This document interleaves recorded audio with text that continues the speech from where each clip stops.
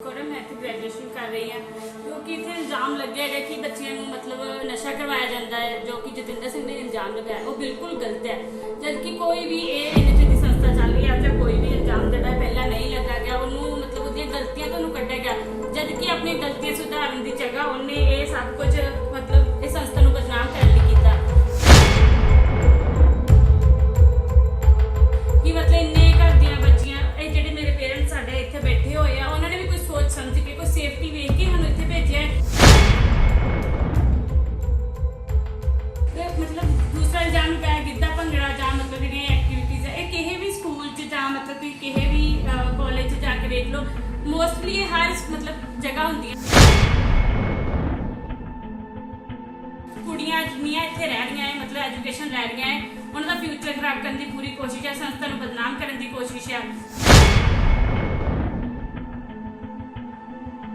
बस मैं तो यही रिक्वेस्ट करती हूँ कि प्लीज अपनी गलतियां सुधारे ना कि ये जो गंदा चिक्कड़ अपने अंदर कढ़ के मिशन दी उत्ते जां सोसाइटी ते बच्चियां ते उछालने की कोशिश ना करें। नहीं मैं तो इहो जिहे इंसान गुरसिक्की मैं तो एक इंसान भी नहीं कहती कि जेड़ा मैं नहीं कि पता नहीं ਉਹਦੇ घर चलो बेटी तो नहीं ਉਹਦੀ वाइफ ਉਹਦੀ मां ਤੇ ਹੈਗੀ ਆ ਉਹਦੇ ਵੱਲ ਹੀ ਵੇਖੇ कि ਕਿਸੇ ਦੀ ਜਦੋਂ ਇੱਜ਼ਤ ਉਛਾਲਦੇ ਆ ਉਹਦਾ ਮਤਲਬ ਕਿੰਨਾ ਜ਼ਿਆਦਾ ਨੁਕਸਾਨ ਪਰਿਵਾਰ ਨੂੰ ਤੇ ਹੁੰਦਾ ਹੈ ਜਦਕਿ ਧੀਆਂ ਭੈਣਾਂ ਨੇ ਅੱਗੇ ਘਰ ਵੀ ਜਾਣਾ ਹੁੰਦਾ ਹੈ ਬਿਲਕੁਲ ਉਹਨਾਂ ਨੇ ਮਤਲਬ ਆਪਣੇ ਫਿਊਚਰ ਵੱਲ ਵੀ ਵੇਖਣਾ ਹੈ ਤੇ ਇਹੋ ਜਿਹੇ ਇਨਸਾਨਾਂ ਦੀ ਵਜ੍ਹਾ ਨਾਲ ਉਹਨਾਂ ਦਾ ਫਿਊਚਰ ਖਰਾਬ ਹੁੰਦਾ ਹੈ ਉਹਨਾਂ ਦੀ ਫੈਮਿਲੀ ਨੂੰ ਜਾਂ ਇਹੋ ਜਿਹੀ ਸੋਸਾਇਟੀ ਮਤਲਬ ਜਿਹੜੀ ਸੋਸਾਇਟੀ ਸਾਨੂੰ ਪਾ ਰਹੀ ਹੈ ਉਹਨਾਂ ਨੂੰ ਸ਼ਰਮਿੰਦਗੀ ਜਿਹੜੀ ਆ ਉਹ ਮਤਲਬ ਵੇਖਣੀ ਪੈਂਦੀ ਹੈ। ਬਿਲਕੁਲ ਅਸੀਂ ਮੰਗ ਕਰਦੇ ਹਾਂ ਕਿ ਜਿੰਨੀਆਂ ਉੱਥੇ ਲੜਕੀਆਂ ਰਹਿੰਦੀਆਂ ਇਹ ਸੋਸਾਇਟੀ 'ਚ ਪਲੀਜ਼ ਉਹਨਾਂ ਨੂੰ ਇਨਸਾਫ ਦਿਵਾਇਆ ਜਾਵੇ ਜਿੱਦਾਂ ਇਹਨਾਂ ਨੇ ਆ ਕੇ ਸੰਡੇ ਦੇ ਦਿਨ मतलब संडे के दिन कोई भी मतलब कह लो कि जेंट्स उत्थे पहला तो अलाउड नहीं है साढ़े जेडे मतलब कह लो कि जेडे बॉर्डर रखे वो भी नीचे तक ही रहिंदे अपने रूम तक सीमित है। अगर कोई प्रॉब्लम होंदी है उन्होंने जी वाइफ है वो सानू आके मिलती है जबकि इन्होंने आके शरेआम आंदिया सार लड़कियों का समान चेक किया वॉशरूम चेक किया जबकि कुड़ियां उत्थे नहा रही हैं हुण कुड़ियां दा उस वेले कुड़ियां अपने हिसाब नाल रह सकदी क्योंकि उत्थे जेंट्स नहीं आंदा है कोई भी मतलब फ्रीली जिद्दां मर्जी रहे कुड़ियां दा समान चेक किए गए उनको ਇਹੋ ਜਿਹੇ सवाल किए गए कि हाँ ਤੁਸੀਂ ਨਸ਼ੇ ਕਰਦੀਆਂ ਹੋ ਤੁਹਾਡੇ ਸਮਾਨਾਂ 'ਚ ਇੱਦਾਂ ਦਾ ਕੁਛ ਹੈਗਾ ਹੈ ਤੁਸੀਂ ਬਾਹਰ ਜਾਂਦੀਆਂ ਹੋ ਕਿ ਲੋਕਾਂ ਨਾਲ ਘੁੰਮਦੀਆਂ ਹੋ ਮਤਲਬ ਇੱਦਾਂ ਦੇ ਸਵਾਲ ਕਿ ਇਹੋ ਜਿਹੇ ਸਵਾਲ ਮਤਲਬ ਕੋਈ ਬਿਨਾਂ ਜਾਣਕਾਰੀ ਦਿੱਤਿਆਂ ਜਾਂ ਮਤਲਬ ਸਾਡੀ ਸੰਸਥਾ ਨੂੰ ਇਹੋ ਜਿਹੇ ਸਵਾਲ ਆ ਕੇ ਪੁੱਛੇ ਕਿ ਇਹੋ ਜਿਹੇ ਸਵਾਲ ਜੇ ਉਹਦੇ ਘਰ ਜਾ ਕੇ ਉਹਦੀ ਵਾਈਫ ਨੂੰ ਜਾਂ ਉਹਦੀ ਮਾਤਾ ਨੂੰ ਪੁੱਛੇ ਜਾਣ ਤੇ ਕੀ ਉਹ ਮਤਲਬ ਇਹ ਗੱਲ ਨਾਲ ਸਹਿਮਤ ਹੋਊਗਾ ਕਿ ਹਾਂ ਬਿਨਾਂ ਪਰਮਿਸ਼ਨ ਦੇ ਤੁਸੀਂ ਇਹ ਸਭ ਕੁਝ ਪੁੱਛੋ कि गुरु नानक साहब जी आगे सो क्यों मंदा आखिए जित जमे राजान why to curse the one who gave the birth to the monarchs in the world।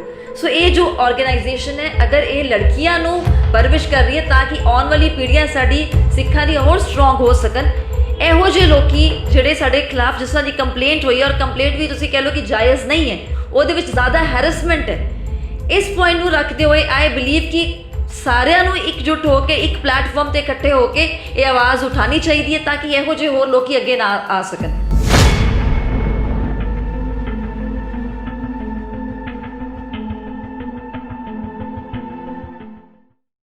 ਧੰਨ ਧੰਨ ਬਾਬਾ ਦੀਪ ਸਿੰਘ ਜੀ ਐਜੂਕੇਸ਼ਨ ਸੁਸਾਇਟੀ ਦੇ ਚੇਅਰਪਰਸਨ ਕਮਲਜੀਤ ਜੀ ਅੱਜ ਸਾਡੇ ਨਾਲ ਮੌਜੂਦ ਨੇ ਉਹਨਾਂ ਨੂੰ ਅੱਜ ਜਿਹੜਾ ਇਨਸਾਫ ਲੈਣ ਦੇ ਲਈ ਮੀਡੀਆ ਦਾ ਸਹਾਰਾ ਲੈਣਾ ਪੈ ਚੁੱਕਿਆ ਹੈ। ਹਾਂਜੀ ਕਮਲਪ੍ਰੀਤ ਜੀ ਇਹ ਕੀ ਮਾਮਲਾ ਜੀ ਅੱਜ ਦਾ ਸਾਰਾ?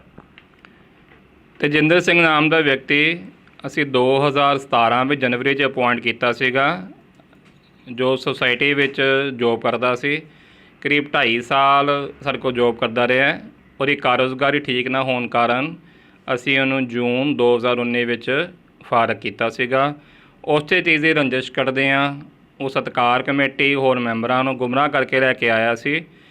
ਪੰਜਾਬ ਸਿੰਘ ਜੋ ਆਏ ਸਨ ਉਹਨਾਂ ਦੇ ਵਿੱਚ ਬਿਆਨ ਦਰਜ ਨੇ ਕਿ ਉਹਨਾਂ ਨੂੰ ਗੁੰਮਰਾਹ ਕਰਕੇ ਲੈ ਕੇ ਆਇਆ ਸੀ ਗਲਤ ਸ਼ਬਦ ਬੋਲ ਕੇ ਕਿ ਉੱਥੇ ਇਸ ਤਰ੍ਹਾਂ ਹੁੰਦਾ ਜੋ ਇਤਰਾਜ਼ਯੋਗ ਸ਼ਬਦ ਨੇ ਉਹ ਉਹਨਾਂ ਦੇ ਕਹਿਣ 'ਤੇ ਆਏ ਸਨ। ਉੱਥੇ ਆ ਕੇ ਉਹਨਾਂ ਨੇ ਬੱਚੀਆਂ ਨਾਲ ਗੱਲਬਾਤ ਕੀਤੀ ਉਹਨਾਂ ਨੂੰ ਮਹਿਸੂਸ ਹੋਇਆ ਬੱਚੀਆਂ ਨੂੰ ਉੱਥੇ ਮਾਂ ਪਿਓ ਵਰਗਾ ਪਿਆਰ ਮਿਲਦਾ ਹੈ। ਤੇਜਿੰਦਰ ਸਿੰਘ ਨੇ ਉਹਨਾਂ ਨੂੰ ਪੰਜਾਬ ਸਿੰਘ ਉਹਨਾਂ ਨੂੰ ਉੱਥੇ ਵੀ ਕਿਹਾ ਕਿ ਤੁਸੀਂ ਕਮਲਪ੍ਰੀਤ ਸਿੰਘ ਕੋਲ ਦਬਾਓ ਪਾ ਕੇ ਪੈਸੇ ਕਢਵਾ ਲਓ। ਜਿਹੜਾ ਤੇਜਿੰਦਰ ਸਿੰਘ ਨੇ ਉਹ ਕੌਣ ਨੇ ਕੋਈ ਸੰਸਥਾ ਚਲਾਉਂਦੇ ਨੇ ਜੀ? ਤੇਜਿੰਦਰ ਸਿੰਘ ਹੁਣ ਸਾਨੂੰ ਪਤਾ ਲੱਗਿਆ ਹੈ ਕਿ ਉਹਨੇ ਗੁਰੂ ਰਾਮਦਾਸ ਜੀ ਦੇ ਨਾਮ 'ਤੇ ਕੋਈ ਸੰਸਥਾ ਸ਼ੁਰੂ ਕੀਤੀ ਹੈ। ਪਹਿਲੇ ਉਹ ਕਿਸ਼ਤਾਂ ਦੇ ਕੁਝ ਕਾਰੋਬਾਰ ਕਰਦੇ ਸਨ 2016 ਦੀ ਨੋਟਬੰਦੀ ਹੋਣ ਤੋਂ ਬਾਅਦ ਸਾਨੂੰ ਦੱਸਿਆ ਸੀ ਕਿ ਉਹਦਾ ਕਾਰੋਬਾਰ ਬੰਦ ਸੀ ਤਾਂ ਉਹ ਉੱਥੇ ਜੋਬ 'ਤੇ ਆਇਆ ਸੀ। ਜਿਹੜੀ ਪੁਲਿਸ ਦੀ ਕਾਰਵਾਈ ਆ ਉਹਦੇ ਵਿੱਚ ਕੀ ਕਿਹਾ ਗਿਆ ਪੁਲਿਸ ਵੱਲੋਂ? ਪੁਲਿਸ ਦੀ ਕਾਰਵਾਈ ਤੁਹਾਡੇ ਸਾਹਮਣੇ ਹਾਜ਼ਰ ਹੈ। ਇਹ ਸਾਰੀ 2-3 ਸਫ਼ਿਆਂ ਦੀ ਸਾਰੀ ਰਿਪੋਰਟ ਹੈ, ਜੋ ਉਹਦਾ ਨਿਚੋੜ ਉਹਨਾਂ ਨੇ ਨਿਕਾਲਿਆ ਹੈ, ਮੈਂ ਤੁਹਾਡੇ ਸਾਹਮਣੇ ਤੁਹਾਨੂੰ ਦੱਸਣਾ ਚਾਹਾਂਗਾ। ਇੱਕ ਜਿਹੜਾ ਉਹਨਾਂ ਦਾ ਸਾਥੀ ਕੋਈ ਪੰਜਾਬ ਸਿੰਘ ਨਾਲ ਆਇਆ ਸੀ, ਉਹਦੇ ਵੀ ਬਿਆਨ ਪੁਲਿਸ ਕੋਲ ਦਰਜ ਨੇ। ਹਾਂਜੀ, ਪੰਜਾਬ ਸਿੰਘ ਉਹਨਾਂ ਦੇ ਬਿਆਨ ਵੀ ਦਰਜ ਨੇ, ਉਹਨਾਂ ਵਿੱਚ ਵੀ ਇਹ ਪੰਜਾਬ ਸਿੰਘ ਉਹਨਾਂ ਦੇ ਬਿਆਨ ਨੇ ਜਿਹੜੇ ਦਰਜ ਨੇ, ਜਿਹਦੇ ਵਿੱਚ ਉਹਨਾਂ ਸਾਰਾ ਲਿਖਿਆ ਹੈ ਤੇਜਿੰਦਰ ਸਿੰਘ, ਕਮਲਪ੍ਰੀਤ ਸਿੰਘ ਪ੍ਰੈਜ਼ੀਡੈਂਟ ਆਦਿ ਨਾਲ ਇੱਕ ਸਾਈਟ 'ਤੇ ਹੋ ਕੇ ਗੱਲ ਕਰੋ ਕਿ ਤੇਜਿੰਦਰ ਸਿੰਘ ਉਹਨਾਂ ਨੂੰ ਕਹਿੰਦਾ ਹੈ ਕਿ ਇਹਨਾਂ ਪਾਸੋਂ ਜਿੰਨੇ ਮਰਜ਼ੀ ਪੈਸੇ ਲੈ ਲਓ, ਹੁਣੇ ਤੁਹਾਨੂੰ ਪੈਸੇ ਦੇ ਦੇਣਗੇ।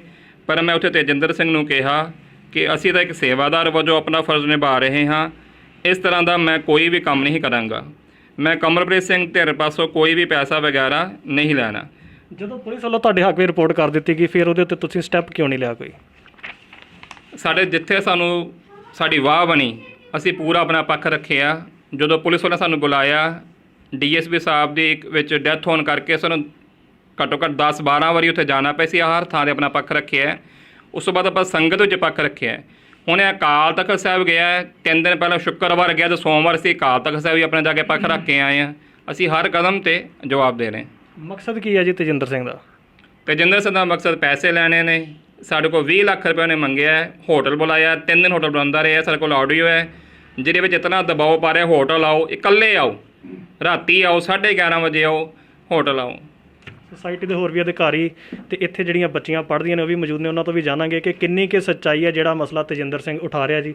ਹਾਂਜੀ ਮੈਡਮ, ਤੁਸੀਂ ਇੱਥੇ ਕੀ ਅਹੁਦੇ 'ਤੇ ਹੈਗੇ ਹੋ ਜੀ? ਮੈਂ ਕੋਆਰਡੀਨੇਟਰ ਦੀ ਪੋਸਟ 'ਤੇ ਹਾਂ। ਮੈਂ ਜਿਹੜਾ ਗੁਰੂ ਅਮਰਦਾਸ ਐਵੇਨਿਊ ਜਿਹੜੀ ਬ੍ਰਾਂਚ ਹੈ, ਗਰਲਜ਼ ਦੀ ਬ੍ਰਾਂਚ ਹੈ, ਉੱਥੇ ਕੋਆਰਡੀਨੇਟਰ ਦੀ ਪੋਸਟ 'ਤੇ ਹਾਂ। ਮੇਰੀ ਕੋਲ ਲੜਕੀਆਂ ਦੀ ਜ਼ਿੰਮੇਵਾਰੀ ਹੈ। ਜਦੋਂ ਤੇਜਿੰਦਰ ਸਿੰਘ ਵੱਲੋਂ ਉੱਥੇ ਕਾਰਵਾਈ ਕੀਤੀ ਕਿ ਜਦੋਂ ਜਾ ਕੇ ਚੈਕਿੰਗ ਕੀਤੀ, ਮਹਿਲਾ ਅਧਿਕਾਰੀ ਤੁਹਾਡੇ ਮੌਜੂਦ ਸੀ? ਨਹੀਂ ਜੀ, ਉਹ ਸੰਡੇ ਦਾ ਦਿਨ ਸੀ। ਸਾਨੂੰ ਬਿਨਾਂ ਕਿਸੇ ਇਨਫੋਰਮੇਸ਼ਨ ਤੇ ਉਹ ਆ ਗਏ। ਕੋਈ ਲੇਡੀ ਆਫੀਸਰ ਨਹੀਂ ਸੀ ਉਹਨਾਂ ਦੇ ਨਾਲ। ਉਹ ਸਾਰੇ ਲੈ ਕੇ ਆ ਗਏ ਬੰਦਿਆਂ ਨੂੰ, 70 ਬੰਦੇ ਸੀ ਪਤਾ ਨਹੀਂ।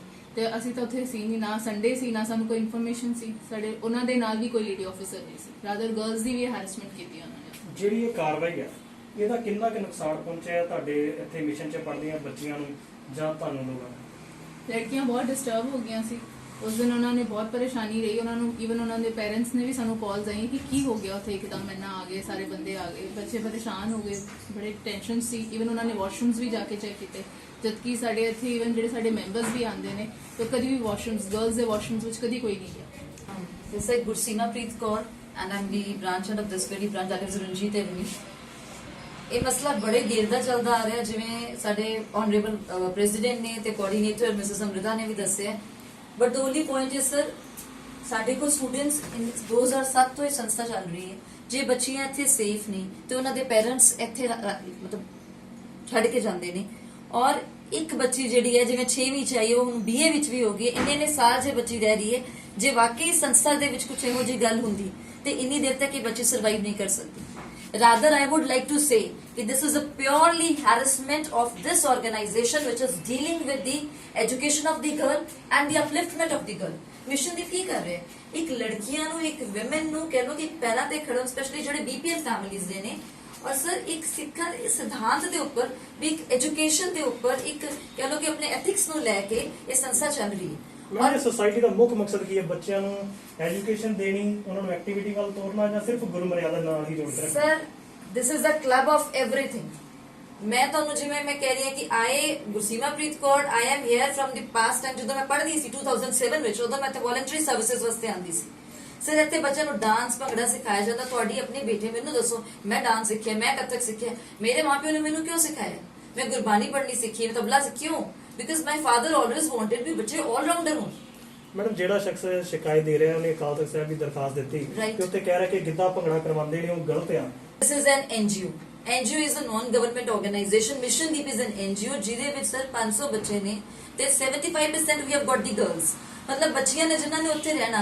ਅਸੀਂ ਉਹਨਾਂ ਨੂੰ ਕੀਰਤਨ ਵੀ ਸਿਖਾਉਂਦੇ, ਤਬਲਾ ਵੀ ਸਿਖਾਉਂਦੇ, ਹਾਰਮੋਨੀਅਮ ਵੀ ਸਿਖਾਉਂਦੇ, ਗੁਰੂ ਗ੍ਰੰਥ ਸਾਹਿਬ ਦੀ ਸੰਥਿਆ ਵੀ ਸਿਖਾਈ ਜਾਂਦੀ।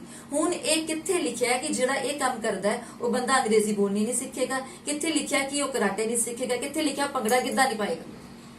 How for it is correct? Sir, ਬੱਚਿਆਂ ਨੂੰ ਚਾਹ ਹੁੰਦੇ ਨੇ। ਹੁਣ ਉਹ ਬੱਚੀਆਂ ਜਦੋਂ ਕਿਤੇ ਜਾ ਨਹੀਂ ਪਾਉਂਦੀਆਂ, ਮੈਨੂੰ ਕਹਿੰਦੀ ਮੈਮ ਅੱਜ ਅਸੀਂ ਵਿਹਲੇ ਹਾਂ। ਮੈਂ ਕਹਿੰਦੀ ਬੇਟਾ ਤੁਸੀਂ ਨਾ, ਮੈਂ ਤੁਹਾਨੂੰ ਦੇਣੀ ਹੈ ਡਿਜ਼ਾਈਨਸ, ਉਹਨੂੰ ਦੇਖ ਕੇ ਤੁਸੀਂ ਮਹਿੰਦੀ ਲਗਾਓ, ਤਾਂ ਤੁਸੀਂ ਕ੍ਰੀਏਟਿਵ ਬਣੋਗੇ। ਜਦੋਂ ਸਰ ਅਸੀਂ ਆਪਣੇ ਬੱਚਿਆਂ ਨੂੰ ਉਸ ਹਿਸਾਬ ਨਾਲ ਡੀਲ ਕਰਦੇ ਤੇ ਸਰ ਕੀ ਆਫਤ ਆ ਗਈ ਜੇ ਉਹਨਾਂ ਨੇ ਮਹਿੰਦੀ ਲਗਾ ਲਈ? Is it so wrong? ਮੈਨੂੰ ਦੱਸੋ, ਜਿਹੜੇ ਵਿਊਅਰਸ ਨੇ ਮੈਨੂੰ ਉਹ ਦੱਸਣ ਕਿ ਤੁਹਾਡੇ ਆਪਣੇ ਘਰ ਦੀਆਂ ਬੱਚੀਆਂ ਜਿਹੜੀਆਂ ਨੇ ਉਹ ਮਹਿੰਦੀ ਨਹੀਂ ਲਗਾਉਂਦੀਆਂ, ਤੁਹਾਡੇ ਆਪਣੇ ਘਰ ਦੀਆਂ ਬੱਚੀਆਂ ਜਿਹੜੇ ਨੇ ਉਹ ਗਿੱਧਾ ਨਹੀਂ ਪਾਉਂਦੀਆਂ। ਤੁਹਾਡੇ ਘਰ ਜਦੋਂ ਸਾਡੇ ਪਰਿਵਾਰਾਂ ਦੇ ਮਾਸੀ ਦੀ ਮੁੰਡੇ ਦੀ ਮੈਰਿਜ ਹੈ, ਅਸੀਂ ਉੱਥੇ ਜਾਗੋ ਕੱਢਦੇ ਹਾਂ, ਕਈ ਕੁਝ ਕਰ। Is it so wrong? So this is entirely and purely the defamation. But I raise the question कि media should stand against it so that कि ऐसे organizations जो एक लोड़वंद बच्चियां ਲਈ ਕੰਮ ਕਰ ਰਹੀਆਂ ਨੇ ਉਹਨਾਂ ਉੱਪਰ ਵੀ ਜੇ ऐसे allegations ਲੱਗਣਗੇ ਤਾਂ ਸਰ ਹਿੰਮਤ ਉੱਠ ਜਾਏਗੀ। ਔਰ ਜਿਹੜੇ ਗੁਰੂ ਗ੍ਰੰਥ ਸਾਹਿਬ ਜੀ ਦਾ ਸਰੂਪ ਉੱਥੋਂ ਲੈ ਗਏ ਨੇ, ਹਾਂਜੀ ਉਹਦੇ ਬਾਰੇ ਕੀ ਕਹੋਗੇ, ਕਿਉਂ ਲੈ ਕੇ ਗਏ ਸਰ, ਨੇ? ਇਹ ਇੱਕ ਇਨਹਿਊਮਨ ਐਕਟ ਹੈ ਸਰ। ਮੰਨ ਲਓ ਕਿ ਅਗਰ ਕੋਈ ਮਰਿਆਦਾ ਦੇ ਵਿੱਚ ਕਮੀ ਸੀ, ਉਹਦਾ ਸੁਧਾਰ ਵੀ ਕੀਤਾ ਜਾ ਸਕਦਾ। ਜਿਹੜੀ ਸੰਸਥਾ 500 ਬੱਚਿਆਂ ਨੂੰ ਪੜ੍ਹਾ ਰਹੀ ਹੈ, ਜਿਹਦੇ ਵਿੱਚ ਮੈਕਸਿਮਮ ਬੱਚੀਆਂ ਪੜ੍ਹ ਰਹੀਆਂ, ਤੇ ਤੁਸੀਂ ਉਹਦੇ ਵਿੱਚ ਸਾਨੂੰ ਥੋੜਾ ਮੌਕਾ ਦੇ ਦਿਓ। ਜੇ ਮੰਨ ਲਓ ਬਿਨਾ without warning you are coming inside the hostel and you are doing the harassment, ਤੁਸੀਂ ਲੜਕੀਆਂ ਦੇ ਸਮਾਨ ਚੈੱਕ ਕਰੇ ਔਰ ਫਿਰ ਇੰਨੇ ਗਲਤ ਮਤਲਬ ਗੱਲਾਂ ਉਹਨਾਂ ਨੇ ਜਿਹੜੀ I would not like to mention also. Police ਕਾਰਵਾਈ ਵਿੱਚ ਕੋਈ ਇਲਜ਼ਾਮ ਸਾਬਤ ਹੋਏ ਨਾ ਉਹਨਾਂ ਦੇ? ਨਹੀਂ ਜੀ, ਐਸਾ ਦਾ ਕੁਝ ਵੀ ਸਾਬਿਤ ਨਹੀਂ ਹੋਇਆ। In writings in black and white ਵੀ ਇਹੋ ਜੀ ਕੋਈ ਚੀਜ਼ ਨਹੀਂ ਹੈਗੀ ਵੀ ਸਾਡੀ ਸੰਸਥਾ ਉੱਪਰ ਕੋਈ ਇਹੋ ਜਿਹਾ ਪ੍ਰੂਫ ਮਤਲਬ ਮਿਲਿਆ ਹੋਇਆ। ਨਿਯਮ ਅਨੁਸਾਰ ਚੱਲਣੇ ਚਾਹੀਦੇ ਨੇ, ਕੋਈ ਕਾਇਦਾ ਕਾਨੂੰਨ। 5 ਜਾਣੇ ਆਂਦੇ, ਬੱਚੀਆਂ ਦਾ ਸਕੂਲ ਹੈ, 3 ਲੇਡੀਜ਼ ਆਂਦੀਆਂ, 2 ਜੈਂਟਸ ਆਂਦੇ, ਜੀ ਸਦਕੇ ਆਂਦੇ। ਸੰਸਥਾ ਦਾ ਪੈਸਾ ਲੱਗਾ, ਸੰਸਥਾ ਦੇ ਪੈਸੇ ਨਾਲ ਸਾਰਾ ਸੇਵਾ ਚੱਲ ਰਹੀ ਹੈ, ਜੀ ਸਦਕੇ ਆਂਦੇ। ਸਾਨੂੰ ਦੱਸੇ ਬਿਨਾਂ ਆਂਦੇ, ਛਾਪਾ ਮਦਦ ਕਰਦੇ।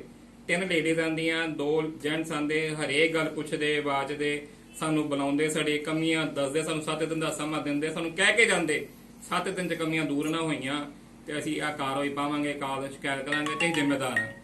11 ਵਜੇ ਆਏ ਨੇ, ਆਪੇ ਪਹਿਲੇ ਇਲਜ਼ਾਮ ਲਾਏ ਵੀ ਇਹ ਤੇਰੇ ਇਲਜ਼ਾਮ ਨੇ, ਆਪੇ ਤਹਿਕੀਕਾਤ ਕੀਤੀ, ਆਪੇ ਜੱਜ ਨੇ ਆਪੇ ਫੈਸਲਾ ਸੁਣਾਤਾ, ਫਿਰ ਆਪੇ ਜਲਾਦ ਨੇ, ਜੱਜ ਨੇ ਫੈਸਲਾ ਸੁਣਾਤਾ, ਜੱਜ ਨੇ ਸਜ਼ਾ ਨਹੀਂ ਦੇਣੀ, ਸਜ਼ਾ ਜਲਾਦ ਵੀ ਆਪ ਨੇ ਥੱਪੜ ਮਾਰੇ। ਅੱਛਾ ਚਲੋ ਥੱਪੜ ਮਾਰ ਲਏ, ਗੱਲ ਮੁੱਕ ਗਈ। ਫਿਰ ਮਾਫੀ ਮੰਗਾਈ, ਚਲੋ ਮਾਫੀ ਮੰਗਾ ਲਈ, ਗੋਡਿਆਂ ਪਰ ਬੈਠੋ ਮਾਫੀ ਮੰਗਾਓ। ਅਕਾਦਕ ਸਾਹਿਬ ਇਸ ਤਰੀਕੇ ਮਾਫੀ ਮੰਗਵਾਉਂਦੇ ਨੇ। ਇੱਕ ਦਿਨ ਦੇ ਅੰਦਰ 11 11:30 ਆਏ ਨੇ, 5:30 ਤੱਕ ਨਾ ਮਾਫੀ ਮੰਗਾ ਲਈ ਗੋਡਿਆਂ ਪਰ ਬਿਠਾ ਕੇ, ਚਲੋ ਇਹ ਵੀ ਹੋ ਗਿਆ। ਫਿਰ ਵੀਡੀਓ ਵਾਇਰਲ ਕਰਤੀ, ਘਰ ਬੇਇੱਜ਼ਤੀ ਕਰਤੀ, ਚਲੋ ਘਰ ਬੇਇੱਜ਼ਤੀ ਕਰਤੀ, ਇਹ ਵੀ ਹੋ ਗਿਆ। ਇਹਦੇ ਨੁਕਸਾਨ ਕਿੰਨਾ ਦਾ ਹੈ ਜੀ ਵੀਡੀਓ ਵਾਇਰਲ ਕਰਨ ਦੇ ਨਾਲ? ਵੀਡੀਓ ਵਾਇਰਲ ਕਰਨ ਦੇ ਨਾਲ ਨੁਕਸਾਨ ਇਹਨਾਂ ਦਾ ਆਪਣਾ ਹੀ ਹੋਇਆ। ਸੰਗਤ ਸਭ ਜਾਣਦੀ ਹੈ, ਸੰਗਤ ਸਭ ਪਹਿਚਾਣਦੀ ਹੈ। ਤੁਸੀਂ ਬਾਰ-ਬਾਰ ਪੁੱਛਦੇ ਤੁਸੀਂ ਕਾਰਵਾਈ ਕਿਉਂ ਨਹੀਂ ਪਾਈ? ਸੰਸਥਾ ਵਿੱਚ ਇੱਥੋਂ ਦੀਆਂ ਬੱਚੀਆਂ ਨੂੰ ਡੀਫੇਮ ਕਰਨ ਦੀ ਕੋਸ਼ਿਸ਼ ਕੀਤੀ, ਡੀਫੇਮ ਕਰਨ ਦੀ ਕੋਸ਼ਿਸ਼ ਕੀਤੀ ਗਈ, ਪੂਰਾ ਜ਼ੋਰ ਇਹਨਾਂ ਲਗਾ ਲਿਆ। ਹੁਣ ਤਾਂ ਸਾਨੂੰ ਜਵਾਬ ਦੇਣ ਵਾਸਤੇ ਤੁਹਾਨੂੰ ਸਾਰਿਆਂ ਨੂੰ ਬੇਨਤੀ ਕਰਨੀ ਪਈ ਹੈ ਕਿ ਆ ਕੇ ਸਾਡਾ ਪੱਖ ਤੁਸੀਂ ਲੋਕਾਂ ਸਾਹਮਣੇ, ਸੰਗਤ ਸਾਹਮਣੇ ਰੱਖੋ।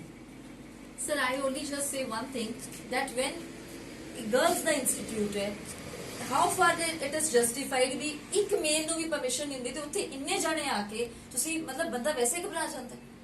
ਮੈਂ ਉੱਥੇ ਨਹੀਂ ਸੀ, ਮੇਰੇ ਕੋਆਰਡੀਨੇਟਰ ਉੱਥੇ ਨਹੀਂ ਸੀ, ਮੇਰੇ ਦੂਸਰੇ ਇੰਚਾਰਜ ਉੱਥੇ ਨਹੀਂ ਸੀ।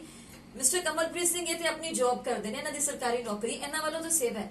ਜਿਹੜੇ ਇੱਥੇ ਅਸੀਂ ਜਿਹੜੇ EMPLOYEES ਹੈ, ਜਿਹੜੇ ਅਸੀਂ ਕਹਿ ਲਓ ਕਿ ਪੈਸੇ ਲੈ ਕੇ ਕੰਮ ਕਰ ਰਹੇ, ਵੀ ਆਰ ਦੀ ਪੀਪਲ। ਸਾਨੂੰ ਲੇਡੀਜ਼ ਨੂੰ ਉੱਥੇ ਹੋਣਾ ਚਾਹੀਦਾ ਸੀ ਆਨਸਰ ਕਰਨ ਲਈ। How come this person is there? ਮੈਨੂੰ ਪੁੱਛੋ ਵੀ ਇਹਦੇ ਘਰ ਇਹਦੀ ਵਾਈਫ ਕੱਲੀ ਹੋਏ ਤੇ ਮੈਂ ਕਿਸੇ ਜੈਂਟਸ ਨੂੰ ਭੇਜਾਂ, how far he will tolerate? ਤੁਸੀਂ ਕਿਸ ਤਰ੍ਹਾਂ ਦੀ ਕਾਰਵਾਈ ਦੀ ਮੰਗ ਕਰਦੇ ਹੋ ਇਹਨਾਂ ਦੇ ਖਿਲਾਫ, ਇਹਨਾਂ ਚੀਜ਼ਾਂ ਸਰ ਕਰਕੇ? ਆਈ ਜਸਟ ਵਾਂਟ ਕਿ ਇਹੋ ਜਿਹੀ ਕਾਰਵਾਈ ਜ਼ਰੂਰ ਹੋਣੀ ਚਾਹੀਦੀ ਵੀ ਕੱਲ ਜਿਹੜੀ ਸੰਸਥਾ ਜਿਵੇਂ ਮਿਸ਼ਨਦੀਪ ਚੱਲ ਰਹੀ ਹੈ, ਇਹਦਾ ਕੌਨਫੀਡੈਂਸ, ਇਹਦਾ ਮੋਰਲ ਡਾਊਨ ਨਾ ਹੋਏ।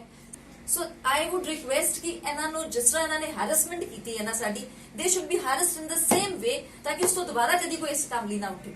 ਇਸ ਤੋਂ ਇਲਾਵਾ ਇੱਥੇ ਜਿਹੜੀਆਂ ਬੱਚੀਆਂ ਪੜ੍ਹਦੀਆਂ ਨੇ ਜਾਂ ਪੜ੍ਹ ਚੁੱਕੀਆਂ ਨੇ, ਉਹ ਵੀ ਮੌਜੂਦ ਨੇ, ਇਹਦੇ ਨਾਲ ਉਹਨਾਂ ਦੇ ਪੇਰੈਂਟਸ ਨੇ ਮੌਜੂਦ, ਉਹਨਾਂ ਨਾਲ ਗੱਲਬਾਤ ਕਰਾਂਗੇ ਕਿ ਜਿਸ ਤਰ੍ਹਾਂ ਦੇ ਇਲਜ਼ਾਮ ਲਗਾਏ ਗਏ ਨੇ ਕੀ ਉਸ ਤਰ੍ਹਾਂ ਦੀਆਂ ਸਮੱਸਿਆਵਾਂ ਦਰਪੇਸ਼ ਆਉਂਦੀਆਂ ਰਹੀਆਂ ਨੇ ਜੀ ਇੱਥੇ? ਹਾਂਜੀ, ਕੀ ਨਾਮ ਹੈ ਤੁਹਾਡਾ? ਮੇਰਾ ਨਾਮ ਰਮਨਦੀਪ ਕੌਰ, ਮੈਂ ਇੱਥੇ ਗ੍ਰੈਜੂਏਸ਼ਨ ਕਰਦੀ ਪਈ ਹਾਂ ਤੇ ਜੋ ਵੀ ਇਹਨਾਂ ਕਿਹਾ ਇਹ ਸਭ ਕੁਝ ਗਲਤ ਹੈ। ਉਹਦੀ ਕੋਈ ਪ੍ਰੋਬਲਮ ਨਹੀਂ ਕਿ 4 ਸਾਲ ਹੋ ਗਏ ਮੈਨੂੰ ਇੱਥੇ ਸਟੱਡੀ ਕਰਦੀ ਨੂੰ ਤੇ ਇਹਨਾਂ ਦੀ ਕੋਈ ਵੀ ਗੱਲਬਾਤ ਨਹੀਂ ਹੈਗੀ। ਜੋ ਵੀ ਇਹਨੇ ਕਿਹਾ ਸਭ ਕੁਝ ਗਲਤ ਹੈ।